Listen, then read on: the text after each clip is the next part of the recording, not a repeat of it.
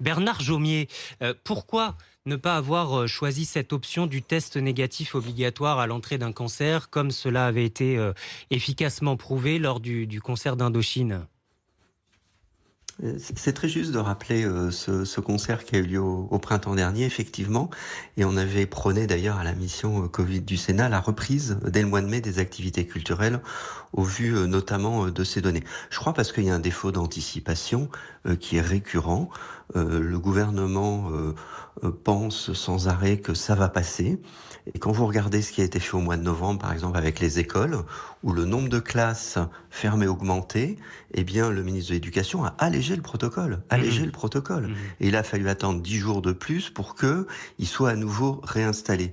C'est du pilotage à vue et malheureusement les acteurs économiques ont besoin d'autre chose que de pilotage à vue et les acteurs sanitaires, les hôpitaux qui sont débordés par l'afflux de patients, qui sont en train de procéder à des déprogrammations. La déprogrammation en langage courant, c'est le tri des patients.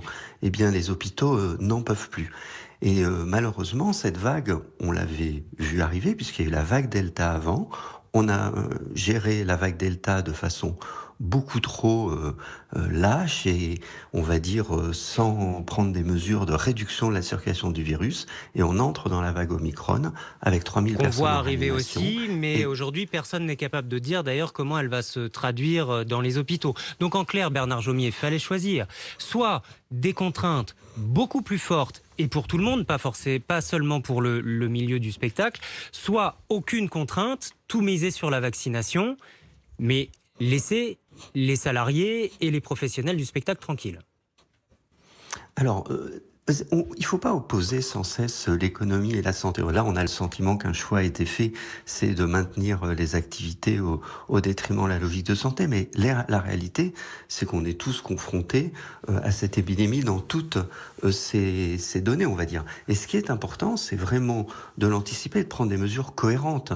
Là, on a l'impression quand même un peu d'une agitation. Le port du masque Alors, en extérieur, ça n'a pas beaucoup lesquels? d'intérêt, vous voyez. Et puis d'autres, eh ben, premièrement, sur les écoles, il faut freiner la circulation du virus. Et le dépistage répété, ça fonctionne. Or, les ministres nous disent on fait du dépistage Ça répété. fonctionne, c'est Ça une n'est, galère ça quotidienne n'est pour pas les la parents dans réalité. les pharmacies, hein. Non, non, le dépistage répété à l'école des enfants quand ils arrivent. C'est-à-dire, Avec en des gros, c'est du laboratoires qui prélèvement viennent dans la salivaire. cour de l'école dépister les enfants. C'est du prélèvement salivaire, c'est une organisation, et justement une organisation, ça s'anticipe.